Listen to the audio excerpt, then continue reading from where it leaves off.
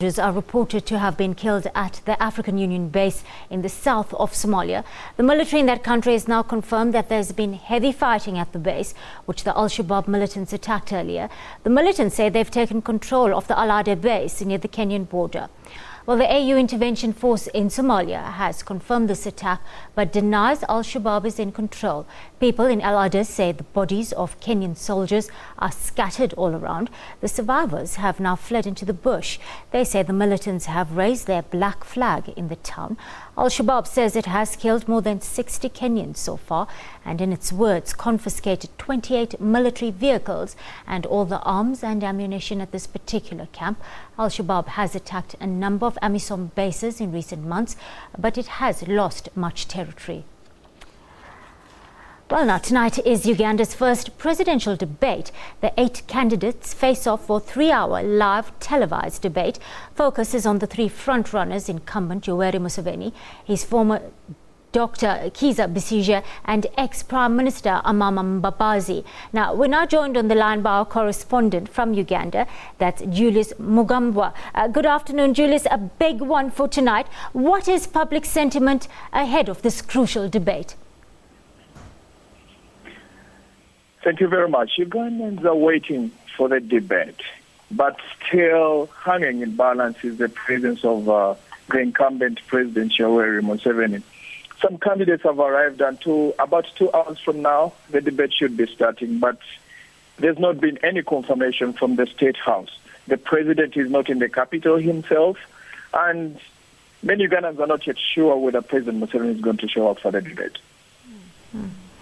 Julius, human rights allegations now coming to the fore very much at this stage. How conducive would you say the pre-election environment is to a free and fair poll?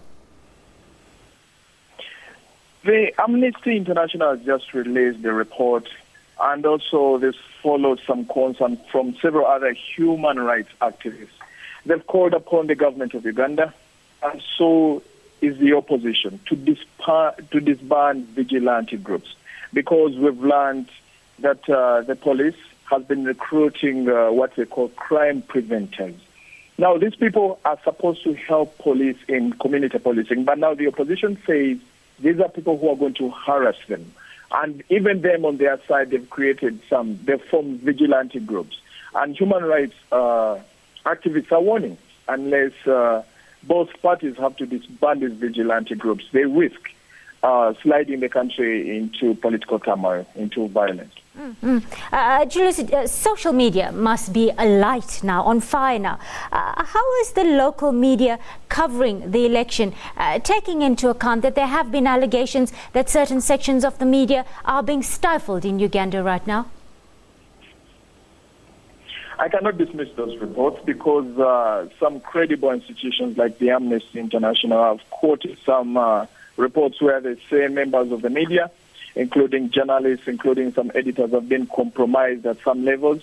There have been some reports of a few journalists and media organizations that claim that some of their staff have been approached by security agencies, by members of the different political groups.